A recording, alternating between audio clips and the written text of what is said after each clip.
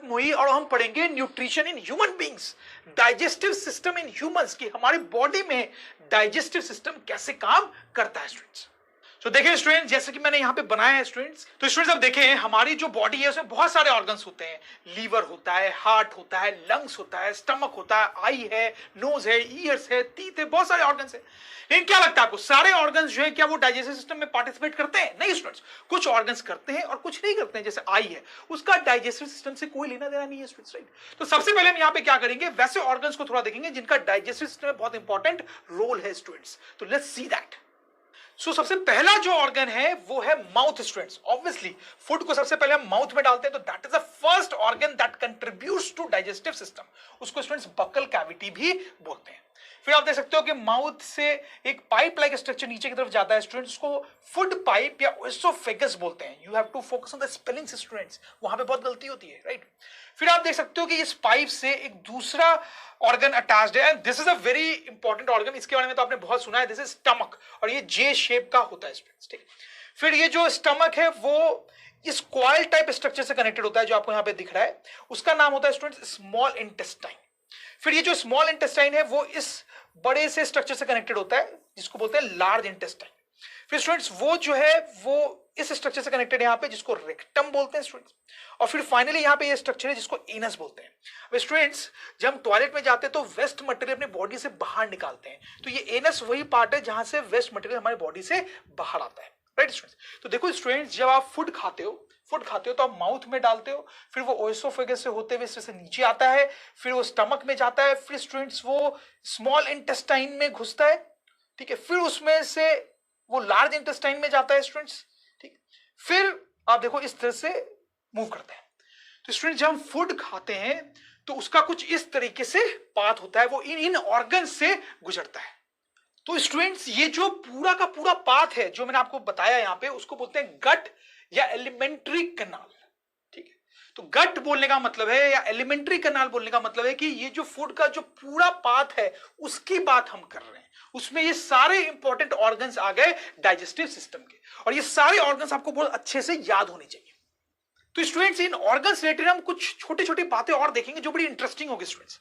तो देखो मैं आपको बताता हूं, ये जो फूड पाइप है इससे फूड नीचे जाता है, लेकिन स्टूडेंट्स यहां पर एक और पाइप होती है जिसका नाम होता है विंड पाइप। तो देखो क्या होता है कि माउथ से सिर्फ फूड ही अंदर नहीं लेते हैं स्टूडेंट्स, माउथ से एयर भी अंदर जाती है। ऐसे तो आप सोच रहे हो कि एयर मेनली नोज से अंदर जाती है, वो ठीक है, लेकिन कुछ एयर माउथ से भी अंदर जाती है। दैट इज रेस्पिरेटरी सिस्टम, वो सांस लेने का पार्ट है, जो कि हम बाद में बहुत डिटेल में पढ़ेंगे, लेकिन थोड़ा सा मैं आपको बताना चाहता हूं, ठीक है।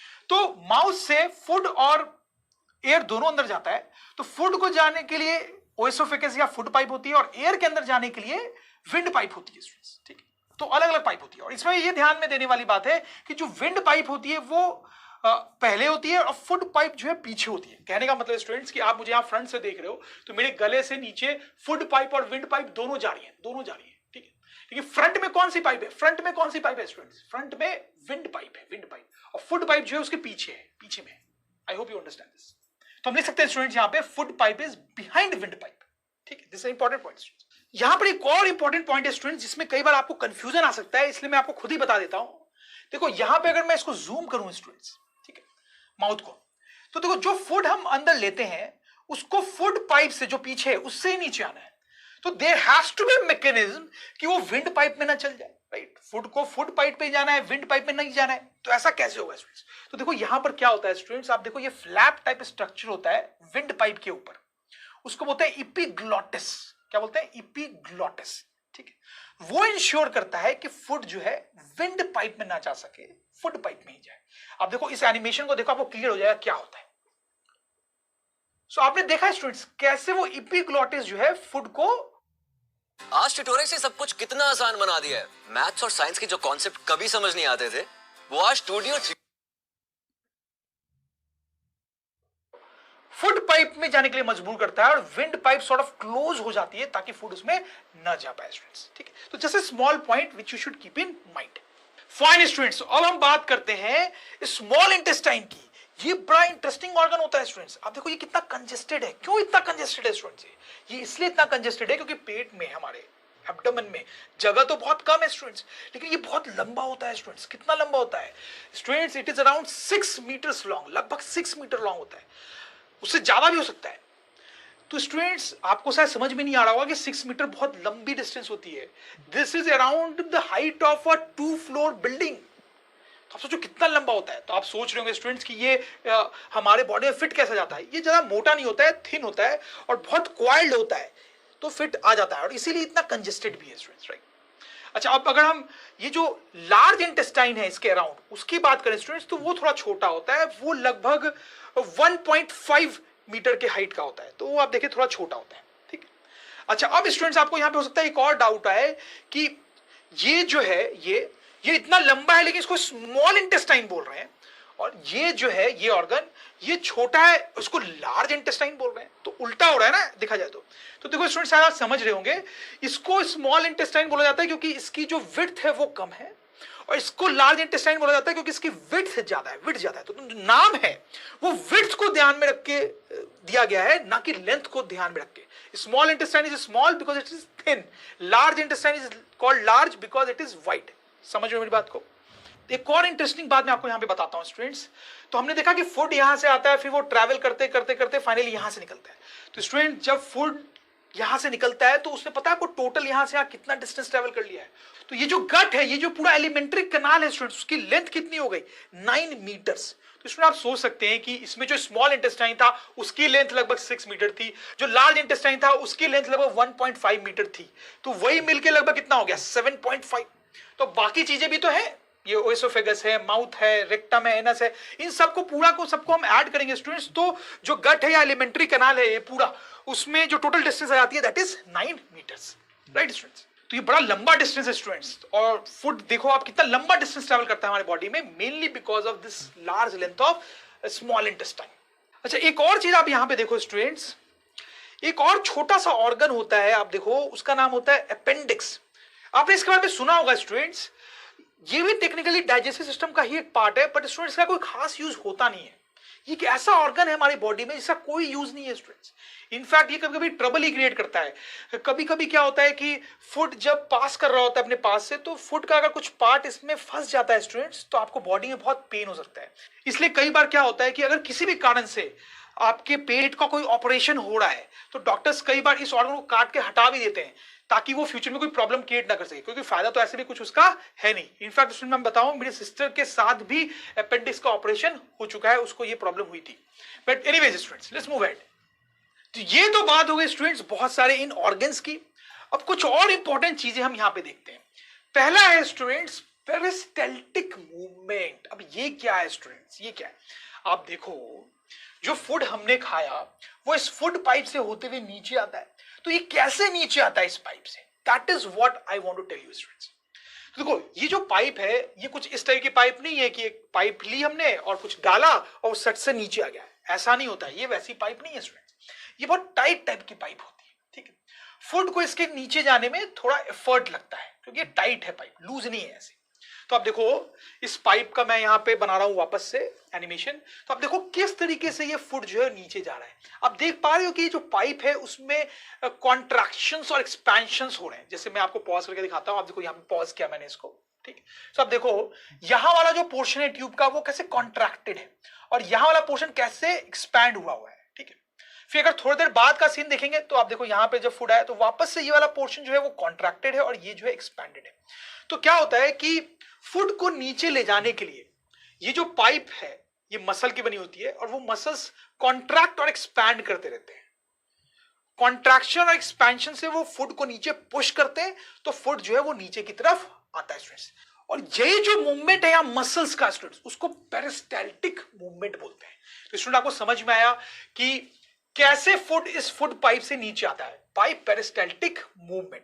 और स्टूडेंट मैं बता दूं, सिर्फ इस पाइप से ही ऐसे नीचे नहीं आता है, बल्कि पूरे गट से जब फूड ट्रैवल करता है तो पेरिस्टाल्टिक मूवमेंट के कारण ही मूव करता है। जब ये स्टमक से भी क्रॉस करता है तो स्टमक के मसल्स भी कॉन्ट्रैक्ट और एक्सपैंड करते हैं ताकि फूड जो है वो आगे की तरफ बढ़े। और स्टूडेंट्स खासकर आप इंटेस्टाइन में समझ पाएंगे, क्योंकि इंटेस्टाइन में ट्यूब लाइक स्ट्रक्चर है कि इस इंटेस्टाइन में भी जब फूड आगे की तरफ मूव करता है स्टूडेंट्स, तो उसके वॉल्स के जो मसल्स हैं वो कॉन्ट्रैक्ट और एक्सपैंड करते हैं उसको आगे ले जाने के लिए। वैसा ही लार्ज इंटेस्टाइन में भी होता है। तो स्टूडेंट्स पूरे गट में फूड का मूवमेंट कैसे होता है? पेरिस्टाल्टिक मूवमेंट से। उसके बारे में मैं यहां लिख भी देता हूं, विच यू कैन रीड। तो स्टूडेंट्स कई बार कुछ बच्चे जो बहुत सोचते हैं, उनको एक डाउट आता है यहाँ पे, वो ये सोचते हैं कि ये जो पेरिस्टाल्टिक मूवमेंट है वो ऐसा क्यों बनाया भगवान ने। भगवान सिंपली ये काम भी तो कर सकता था ना कि ये जो पाइप है ओसोफेगस उसको सिंपल से बना देता, हम कुछ भी खाते वो नीचे गिर जाता सीधे सीधे, राइट स्टूडेंट्स। लेकिन भगवान ने ऐसा क्यों नहीं किया? क्योंकि स्टूडेंट्स भगवान अगर ऐसा करते तो बड़ी प्रॉब्लम हो जाती। क्या प्रॉब्लम हो जाती स्टूडेंट्स? देखो आप हमेशा खड़े रहो ऐसा तो जरूरी नहीं है। सपोज करो आपने कुछ खाया और जस्ट खाने के बाद आप ऐसे लेट गए, ठीक, तो अगर ग्रेविटी से ही फूड को नीचे जाना होता तो फिर स्टूडेंट्स इस केस में जब आप लेटे हो तब तो फूड आगे जा ही नहीं पाता, विंड पाइप से नहीं जा पाता ना स्टूडेंट, तो फूड आगे जा ही नहीं पाता ओसोफेगस से। तो अगर पेरिस्टाल्टिक मूवमेंट है स्टूडेंट तो आप सोच सकते हो कि आप जब लेटे हो तो भी वो पेरिस्टाल्टिक मूवमेंट होगा और फूड जो है वो आगे की जाएगा। फूड जो है वो ग्रेविटी पे डिपेंडेंट नहीं होगा। इनफैक्ट स्टूडेंट्स आप सोच के देखो, अगर आप उल्टे भी लटके हुए उस तरीके से और आप कुछ खाते हो तो उस केस में भी इस पेरिस्टाल्टिक मूवमेंट के कारण फूड जो है वो सही डायरेक्शन में जाने लगेगा। That's why peristaltic movement is actually very important और भगवान ने बड़े सोच के इस मूवमेंट को बनाया हमारी बॉडी में। अब नेक्स्ट इंपॉर्टेंट चीज है स्पिंक्टर्स। अब ये क्या होते हैं स्टूडेंट्स? देखो मैं आपको समझाता हूं। जैसे आप यहां पर देखो, एनएस पे देखो, ठीक है, तो मिट्टी में कितना कुछ छुपा के रखती है जमीन। यहां से वेस्ट मटेरियल निकलता है जब हम बाथरूम में जाते हैं। लेकिन स्टूडेंट्स वो वेस्ट मटेरियल हर टाइम नहीं निकलता है। जब हम बाथरूम में जाते हैं और हमें पता होता है कि अब ये वेस्ट मटेरियल हमें निकालना है तभी निकलता है स्टूडेंट्स। तो क्या होता है आप समझो बात को। स्पिंक्टर जो है वो रिंग टाइप सर्कुलर स्ट्रक्चर्स होते हैं, ठीक है। जैसे यहां पे एक स्पिंक्टर होता है, एनएस के एंड में एक रिंग टाइप सर्कुलर स्ट्रक्चर होता है, ठीक है। वो नॉर्मली क्लोज्ड रहता है स्टूडेंट्स, नॉर्मली क्लोज रहता है। जब वो ओपन होगा तभी फ्लो बाहर की तरफ आएगा। जब तक वो क्लोज्ड है तब तक कोई भी चीज बाहर नहीं आ सकती। तो आप इसको समझ रहे हैं, इसका बड़ा इंपॉर्टेंट रोल है, क्योंकि अगर ये नहीं होता तो हर टाइम हम एक्सक्रीट करते रहते हैं, ठीक है, कितनी गंदगी फैलती है स्टूडेंट्स, राइट। तो जनरली वो बंद रहता है, यहाँ पे स्पिंक्टर एक वो बंद रहता है। जब हम बाथरूम में जाते हैं तभी वो खुलता है और चीजें बाहर निकलती है स्टूडेंट्स, आप समझ लो। तो इस टाइप के स्पिंक्टर्स जो है पूरे गट में बहुत जगह पे होते हैं। जैसे ये स्टमक है स्टूडेंट्स, ठीक है, तो स्टमक के एंड पे भी एक स्पिंक्टर होता है। यहां पर जब फूड आता है स्टूडेंट्स, फूड पाइप से होते हुए फूड आता है तो यहां पे 3-4 घंटे तक रहता है और उसके साथ क्या क्या होता है वो हम देखेंगे, बट काफी देर तक रहता है। तो यहां पे स्पिंक्टर का रोल क्या है, वो बंद रहेगा ताकि फूड आगे ना निकल जाए। जब यहां पे 3-4 घंटे हो जाएंगे, जो भी फूड के साथ होना था वो हो गया है, तभी ये स्पिंक्टर यहां पे खुलता है और फूड जो है वो आगे की तरफ मूव करके स्मॉल इंटेस्टाइन में जा पाता है, ठीक है। तो ऐसे पूरे गट लाइने में कई जगह पे होता है। जैसे स्टमक के बिगनिंग में भी स्पिंक्टर होता है। तो आपको समझ में आया स्टूडेंट्स? तो हम स्पिंक्टर के बारे में लिख भी लेंगे और आपको समझ में आ गया वो क्या उनका इंपॉर्टेंट रोल है। तो बच्चों ये तो बात हो गई कुछ बेसिक ऑर्गन्स की जो डाइजेस्टिव सिस्टम में पार्ट लेते हैं, बट इसके अलावा भी कुछ ऑर्गन्स होते हैं जो इंपॉर्टेंट रोल प्ले करते हैं स्टूडेंट्स। मैंने आपको एंजाइम्स के बारे में बताया था ना स्टूडेंट्स। तो हमारी बॉडी में कई सारे ग्लैंड्स होते हैं जो एंजाइम्स सिक्रीट करते हैं, तो वही हम पढ़ेंगे, ग्लैंड्स ऑफ डाइजेस्टिव सिस्टम। तो स्टूडेंट जो सबसे पहला ग्लैंड होता है जिसके बारे में आपको बताने वाला हूं उसका नाम है सैलिवरी ग्लैंड। सैलिवरी ग्लैंड्स कहां होते हैं स्टूडेंट्स? ये तो स्टूडेंट्स देखो, ये जो माउथ वाला पोर्शन है इसको जूम करते हैं स्टूडेंट्स, राइट। अब देखो यहां पर जो 3 नए स्ट्रक्चर आए ना स्टूडेंट्स, वो सैलिवरी ग्लैंड्स हैं। तो पहले तो आप समझ लें कि सैलिवरी ग्लैंड्स जो है वो कोई एक ग्लैंड नहीं है, that is group of glands which are present in your mouth. दिख रहा है आपको स्टूडेंट्स? जैसे आप देखो ये जो ग्लैंड है वो यहां है, यहां है, यहां है, यहां, ठीक है, आपको समझ में आ रहा होगा, ठीक है, यहां पर है। एक ग्लैंड आपको माउथ के पीछे भी दिख रहा होगा, मुंह की जो कैविटी है उसके पीछे। अच्छा, अब ये जो सैलिवरी ग्लैंड्स है ये क्या करते हैं स्टूडेंट्स? ये सैलिवा सिक्रीट करते हैं, सिक्रीट सैलिवा। सैलिवा क्या होता है स्टूडेंट्स? ये आपको पता है, आपको अपने माउथ में वाटर जैसा एक सब्सटेंस फील होता होगा, तो मुझे अभी भी फील हो रहा है, तो मैं फील कर रहा हूं, आप भी फील कर सकते हो। तो वो जो सैलिवा है वो ये सैलिवरी ग्लैंड्स द्वारा सिक्रीट होता है। और इस सैलिवा में एक बड़ा इंपॉर्टेंट एंजाइम होता है। कौन सा इंपॉर्टेंट एंजाइम होता है? उसका नाम है सैलिवरी एमाइलेज। ये नाम आपको याद होना चाहिए स्टूडेंट्स। अब ये जो सैलिवरी एमाइलेज है ये क्या काम करता है एग्जैक्टली वो हम थोड़े बाद में देखेंगे। और स्टूडेंट देखते हैं दूसरा इंपॉर्टेंट ग्लैंड। तो दूसरा इंपॉर्टेंट ग्लैंड जो है वो बड़ा इंपॉर्टेंट स्टूडेंट्स का नाम आपने सुना ही होगा, लीवर। तो लीवर एज सच बॉडी का एक बड़ा इंपॉर्टेंट ऑर्गन होता है। आप देखो यहां पर होता है, स्टमक के बगल में होता है, काफी बड़े साइज का होता है स्टूडेंट्स। तो ये जो लीवर है ये एक जूसी सब्सटेंस सिक्रीट करता है जिसका नाम होता है बाइल। तो सिक्रीट्स ग्रीनिश येलो बाइल। तो ये जूसी सब्सटेंस सीक्रेट करता है जो ग्रीनिश येलो कलर का है और उसका नाम क्या है स्टूडेंट्स? बाइल। अब यहां पे इंपॉर्टेंट चीज ये है स्टूडेंट्स कि एक और ऑर्गन है यहां पे जो हम देखेंगे। अब देखो ये वाला ऑर्गन, इसको गैल ब्लैडर बोलते हैं। क्या बोलते हैं स्टूडेंट्स? गैल ब्लैडर। तो लीवर जो बाइल सीक्रेट करता है वो टेम्परेली कुछ देर के लिए इस गैल ब्लैडर में स्टोर रहता है, और जब उसकी जरूरत होती है तो आप देखो एक पतली सी डक्ट टाइप चीज आपको दिख रही है, उसको बोलते हैं बाइल डक्ट। तो लीवर का जो बाइल है, जो लीवर ने सीक्रेट किया है, वो गैल ब्लैडर में स्टोर रहेगा। जब उसकी जरूरत है तो बाइल डक्ट से होता हुआ स्मॉल इंटेस्टाइन में चला जाता है स्टूडेंट्स। समझ में आ रही है बात? और ये भी ध्यान रखना है कि ये बाइल कहां जाता है स्टूडेंट्स? स्मॉल इंटेस्टाइन में। कुछ बच्चे कंफ्यूज हो जाते हैं, उनको लगता है कि स्टमक के बगल में है तो इसका जो सीक्रेशन है वो स्टमक में आता हुआ है। ऐसा नहीं है, राइट स्टूडेंट्स? देखो मैं इसको लिख भी देता हूं यहां पे। तो ये आपको लीवर समझ में आ गया स्टूडेंट्स, राइट? अब बात करते हैं स्टूडेंट्स तीसरे इंपॉर्टेंट ग्लैंड की, जिसका नाम है स्टूडेंट्स पैंक्रियाज। तो ये भी बड़ा इंपॉर्टेंट ग्लैंड होता है। ये कहां पे लोकेट होता है? आप देखिए यहां पर स्टूडेंट्स, आपको ठीक से दिखाई नहीं दे रहा होगा क्योंकि वो स्टमक के पीछे होता है, बिहाइंड स्टमक होता है, ठीक है? स्टमक के लोअर पार्ट में उसके पीछे। अगर मैं इस पूरे मॉडल को घुमाऊं स्टूडेंट्स तो आप पीछे से देख पा रहे हैं स्टूडेंट्स, अब आपको पैंक्रियाज दिख रहा होगा स्टूडेंट्स, राइट? तो स्टमक के पीछे होता है, राइट? तो लिख लेंगे यहां पे बिहाइंड स्टमक। अब ये जो पैनक्रियाज स्टूडेंट्स, ये एक जूस सीक्रेट करता है और जूस में 3 एंजाइम्स होते हैं स्टूडेंट्स। क्या नाम होते हैं उसके? पैनक्रिएटिक एमाइलेज, ट्रिप्सिन, लिपेज होता है इनका, वो हम आगे जाके देखेंगे स्टूडेंट्स। और ये जो जूस है पैनक्रियाज का, वो भी कहां जाता है स्टूडेंट्स? वो भी स्मॉल इंटेस्टाइन में ही जाता है, स्टमक में नहीं जाता है, स्मॉल इंटेस्टाइन में जाता है। तो स्टूडेंट्स यहां पे मैंने आपको 3 बड़े इंपॉर्टेंट ऑर्गन्स के बारे में बताया जो कि डाइजेस्टिव सिस्टम में बड़ा इंपॉर्टेंट रोल प्ले करते हैं।